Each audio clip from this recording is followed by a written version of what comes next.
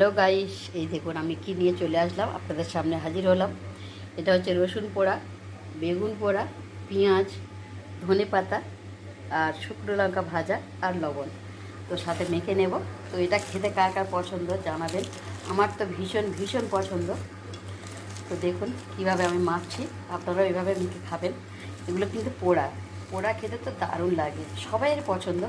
আমার তো ভীষণ ভীষণ পছন্দ। দেখতেই পাচ্ছেন লঙ্কা গুঁড়ো একদম গুঁড়ো গুঁড়ো করে নিয়েছি। তো এবারে পেঁয়াজগুলো মিক্স করে নেব। কার কার জিভে জল আসছে চলে আসুন। এখনও তো আমরা খাওয়া শুরু করিনি, অবশ্যই চলে আসতে পারেন। খেতে হলে চলে আসতে হবে আমার বাড়ি। তারপর রসুনগুলো নেব, ভালো করে পুড়িয়েছি, কিন্তু একটু গাগুলো বেশি বেশি পুড়ে গেছে, খেতে অনেক টেস্টি লাগবে।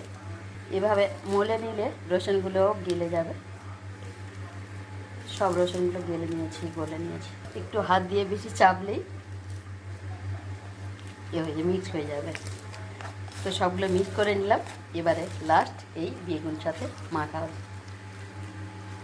মাখিয়ে নেব।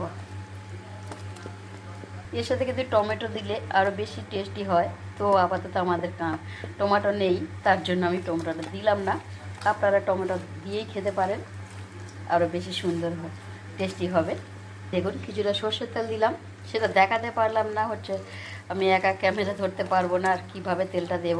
আমার ডান হাতে তো বেগুন মাখা রয়েছে, তার জন্যই দেখাতে পারলাম না। তো বেগুন মাখা রেডি, পোড়া বেগুন মাখা, বেগুন ভর্তাও বলতে পারেন, যেটা খুশি। তো একদম অনেক টেস্টি হয়েছে, কিন্তু খেতে হলে চলে আসুন। তো কেমন লাগলো আমার বেগুন পোড়া অবশ্যই জানাবেন। সবাই ভালো থাকবেন। ও দেখা হচ্ছে পরের কোনো ভিডিওতে। Bye bye.